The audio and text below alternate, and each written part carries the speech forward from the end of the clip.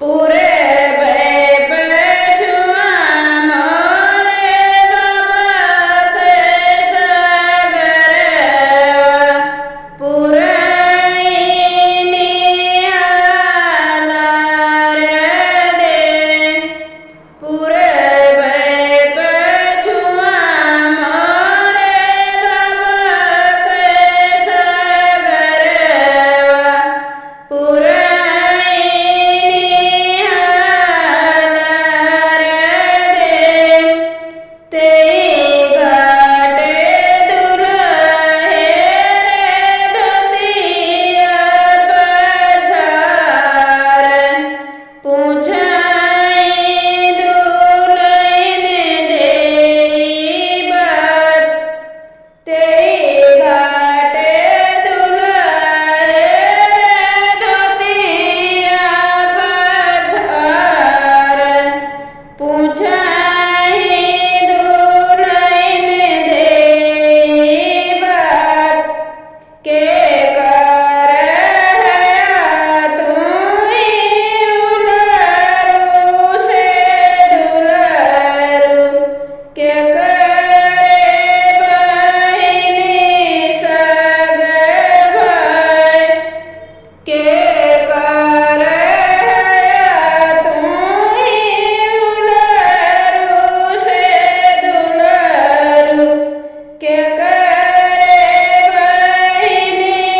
सग भाई कमाने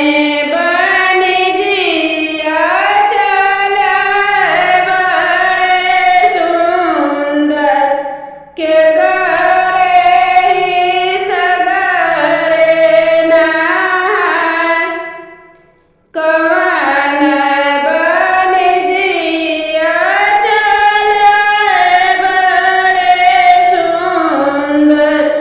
के करे सगरे नाय अपने ही मैया के उलरू से दुलरू अपनी बहिनी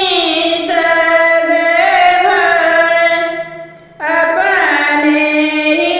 मैया के उलरू से दुलरू अपनी बहिनी सग भाई सेनुरा बनी जिया चला बड़े सुंदर ससुर के सगरे नाय सेनुरा बनी जिया चला बड़े सुंदर ससुर के सगरे नाय पाताजीनी काण पुरैन जीनी चाट